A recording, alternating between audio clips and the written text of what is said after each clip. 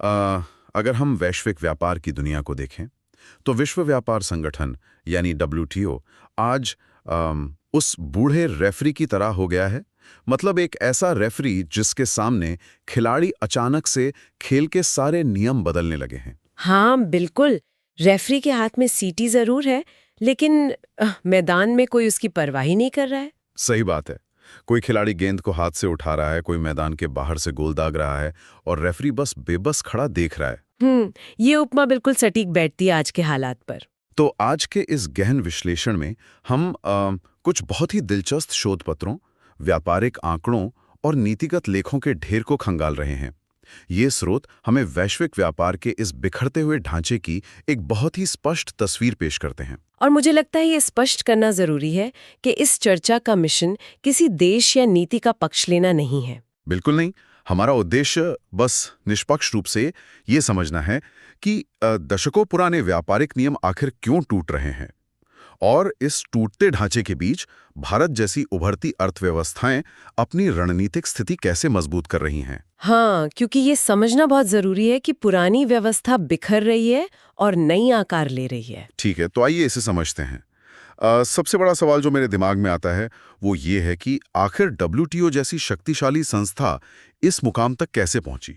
मतलब उसके बनाए नियमों को सरेआम नजरअंदाज क्यों किया जा रहा है। अगर हम इसे बड़ी तस्वीर से जोड़ें तो इस सवाल की जड़ें 1994 के माराकेश समझौते में छिपी हैं। यही वो ऐतिहासिक समझौता था जिसने WTO को जन्म दिया था। अच्छा, 1994 मतलब लगभग 3 दशक पहले की बात है। जी हाँ, और उस समय ग्लोबल नॉर्थ यानी विकसित देशों और ग्लोबल साउथ जो विकासशील देश है, उनके बीच एक बहुत मजबूत आम सहमति बनी थी। एक आम सहमति। तो उस समय इस पूरी व्यवस्था का मूल मंत्र क्या था? उस वक्त का मूल मंत्र था विकास के लिए व्यापार, यानी ट्रेड फॉर डेवलपमेंट। विचार यह था कि एक नियम आधारित बहुपक्षीय व्यवस्था होगी जहां मोस्ट फेवर्ड नेशन जैसे सिद्धांत लागू होंगे, है ना? मतलब व्यापार में किसी के साथ भेदभाव नहीं किया जाएगा। बिल्कुल। और उम्मीद ये थी कि अंततः ये खुली अर्थव्यवस्था दुनिया भर से गरीबी को कम करेगी।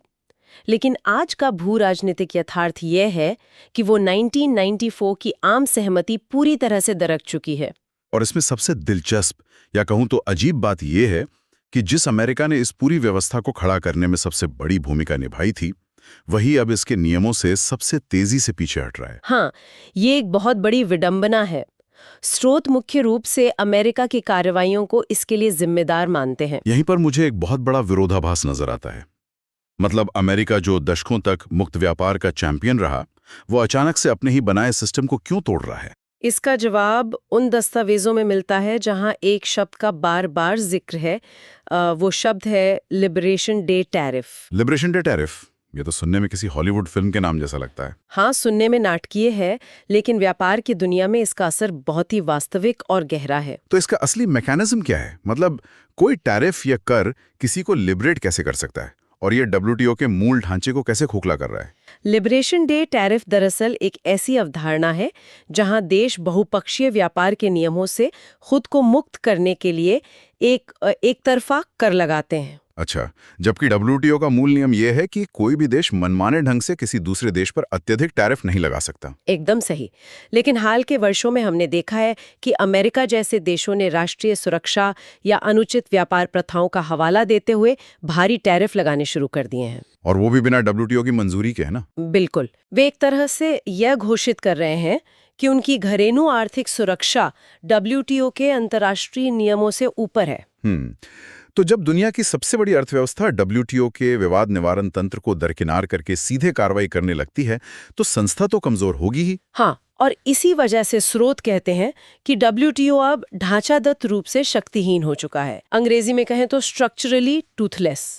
लेकिन यदि मूल 1994 की रूल बुक को इस तरह नजरअंदाज किया जा रहा है, तो क्या हम मुक्त व्यापार के युग से निकलकर पूरी तरह से व्यापारिक अराजकता में प्रवेश कर चुके हैं? ये एक बहुत ही अहम सवाल है, पर इसे पूरी तरह से अराजकता कहना शायद तकनीकी रूप से सही नहीं होगा। तो फिर हम इसे क्या कहेंगे?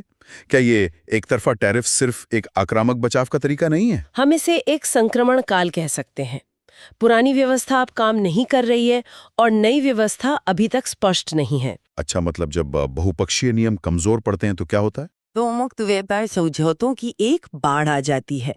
देश छोटे छोटे गुट बनाकर अपने अलग नियम तय करने लगते हैं।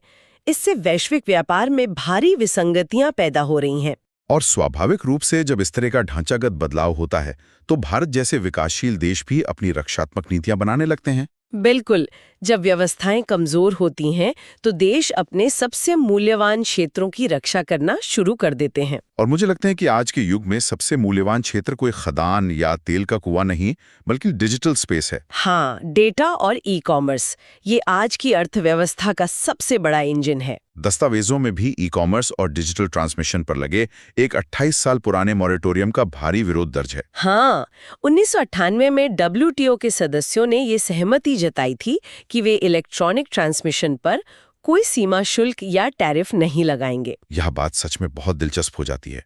मतलब सोचिए 28 साल पहले इंटरनेट बस घुटनों के बल चलना सीख रहा था। सही कहा, तब डिजिटल व्यापार का आकार नगण्य था।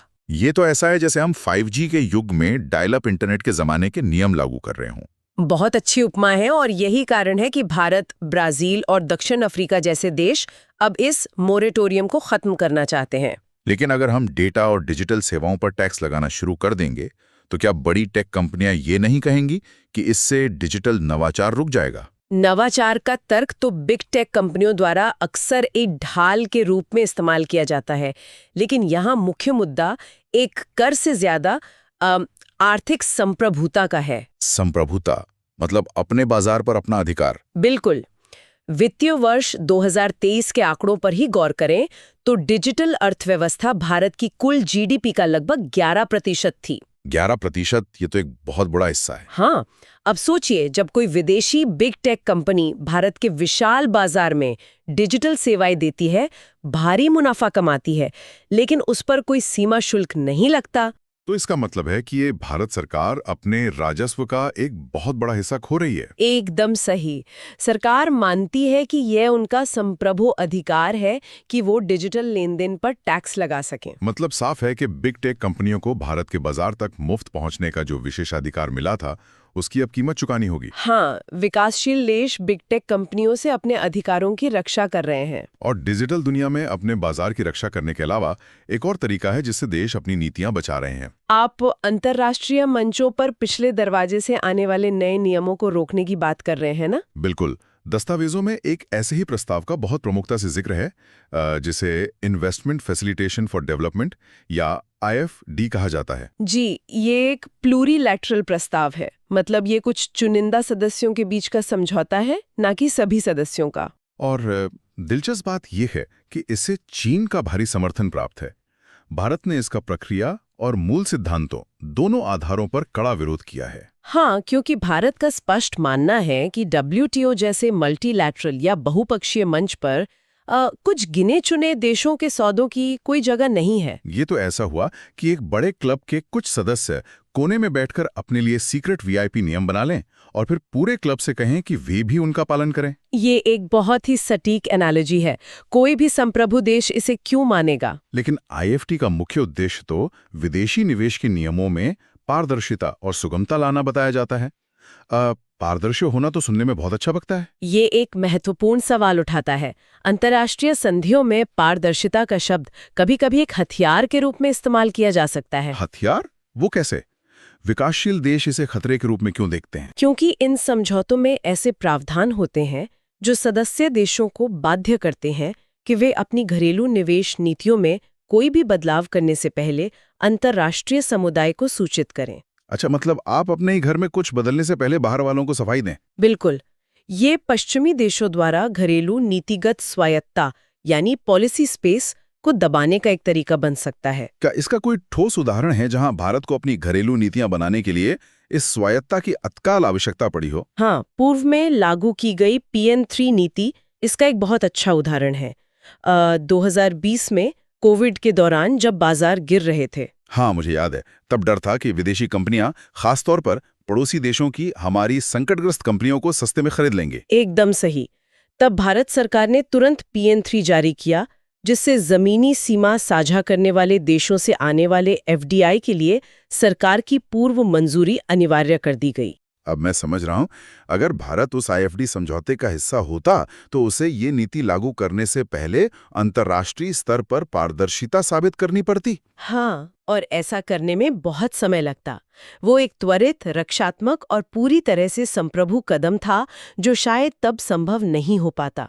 मतलब साफ है कि निवेश एक घरेलू मसला है, और जब हम घरेलू नीति को बचाने की बात करते हैं तो इसका सीधा असर आम लोगों की जिंदगी पर भी पड़ता है। बिल्कुल, और इसका सबसे बड़ा उदाहरण हमें स्वास्थ्य सेवा और दवाओं के क्षेत्र में दिखता है। हाँ, दस्तावेजों में बौद्धिक संपदा और ट्रिप्स के मुद्दे का भी जिक्र है। ट्रिप्स की कुछ शिकायतों पर लगी एक रोक या मोरेटोरियम की बात की गई है। जी, ट्रिप्स के तहत नॉन वायोलेशन कंप्लेंट्स पर लगी रोक का मुद्दा बहुत अहम है। इसका क्या मतलब है? अगर मैं सही समझ रहा हूं तो इस रोक ने भारत को अपना पेटेंट अधिनियम सख्ती से लागू करने की अनुमति दी है। हाँ, अगर ये रोक हट जाती तो बड़ी बहुराष्ट्रीय दवा कंपनियां भारत की नीतियों के खिलाफ डब्ल्यूटीओ में आसानी से शिकायत कर सकती थीं।